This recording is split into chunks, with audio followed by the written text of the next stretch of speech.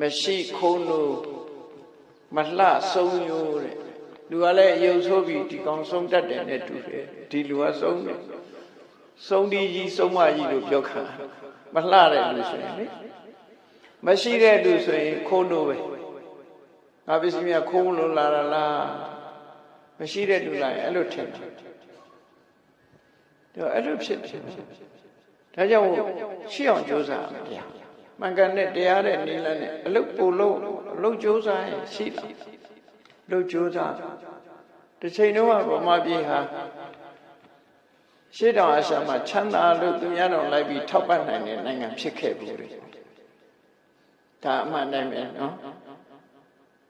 ကံမကောင်းအကြောင်းမလားတဲ့အခါမှာဒီဘဝရောက်ကံမကောင်းဆိုတာအလုတ်မကောင်းလို့ဖြစ်တယ်နော်မင်္ဂလာတော်လေးစိတ်ခုမင်္ဂလာတော်လေးစိတ်မဟုတ်ဘူးအရင်အဟောင်းဟာအာရှမှာပထမဆုံးကောင်းဆုံးနဲ့ရှေ့တောင်အာရှသမတရုပ်ရှင်ယုံကြီးကစင်ကာပူကတော့လာကြည့်ရအကောင်းဆုံးနဲ့ရုပ်ရှင်ရန်ကင်းတိုက်တန်းနေရဆိုရင်စင်ကာပူကနီးလာယူသွားတယ်ခုချိန်ပြောတာမဟုတ်ဘူးနော်ခုချိန်နီးယူစရာဆိုဘာမှမရှိဘူးနီးယူစရာမရှိဘူးစော်ကားစရာပဲရှိဘုရားပြည်နီးယူစရာတခုမှမရှိဘူးခုချိန်အဲ့တော့တစ်ချိန်လုံးကတကယ်ဖြစ်ခဲ့တာလွတ်လိုက်ရပြီးတဲ့အချိန်မှာတွတ်တယ်အဲ့ဒါကိုတတိထားပြီးတော့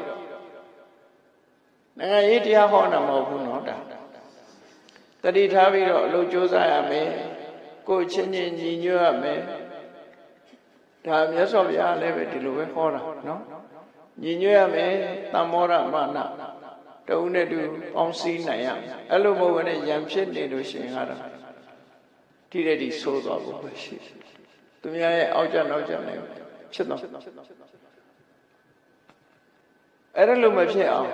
မြန်မာလူမျိုးတွေဟာညီညွတ်ဖို့မတမ်းမှအရေးကြီးတယ်စီဝါရေးကိုကြိုးစားအထောက်ကြဖို့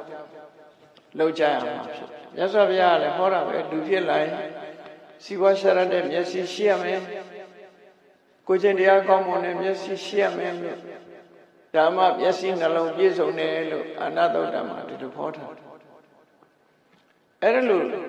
လုပ်ရမယ်အစားမလုပ်ဘူးဆိုလို့ရှိရင်တော့ဆင်းရဲမွဲတေမှုတွေကရုံးထွက်နိုင်မှာမဟုတ်ဘူးတဲ့ကျွေးတွေကလည်းပဲကြောင်နစ်နေမှာပဲရှိလောက်တာတွေစမပြေဘူးဆိုရင်ဒီလိုပဲဖြစ်နော်